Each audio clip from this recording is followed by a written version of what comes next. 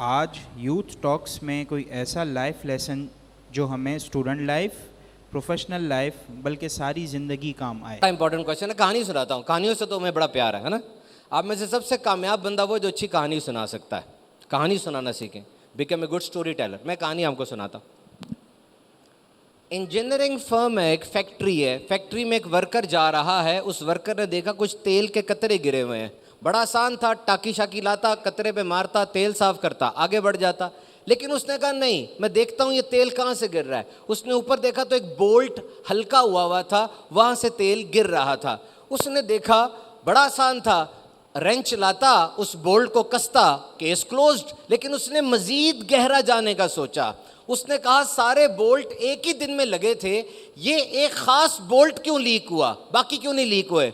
उसने सारे बोल्ट खोलना शुरू किए। पता चला कि जिस बोल्ट से तेल गिर रहा है उसकी गैस्केट खराब है। बोल्ट के ऊपर ना एक छोटा सा औजार लगा होता है, इसको गैस्केट कहते हैं, वो खराब थी। बड़ा आसान था, जाता, नई गैस्केट लाता, बोल्ट को जोड़ देता, काम हो जाता। लेकिन उसने मजीद पेनिट्रेट करने का सोचा।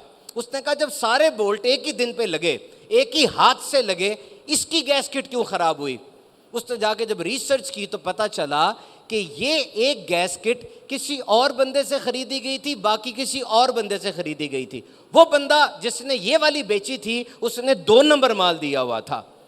प्रोक्योरमेंट डिपार्टमेंट में बात चली गई और रिसर्च हुई, उस बंदे से कॉन्ट्रैक्ट कैंसिल कर दिया गया।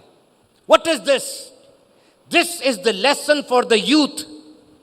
इसे कहते हैं RCA, रूट कॉज एनालिसिस।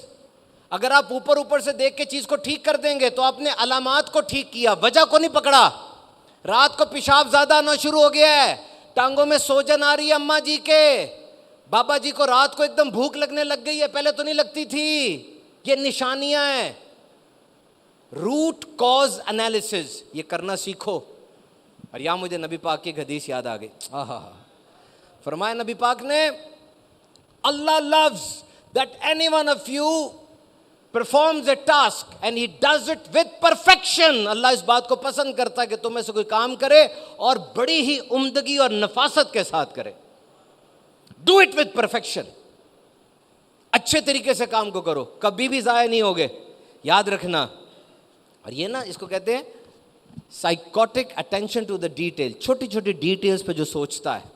पहले मैं आपको दीनी मिसाल देता हूँ।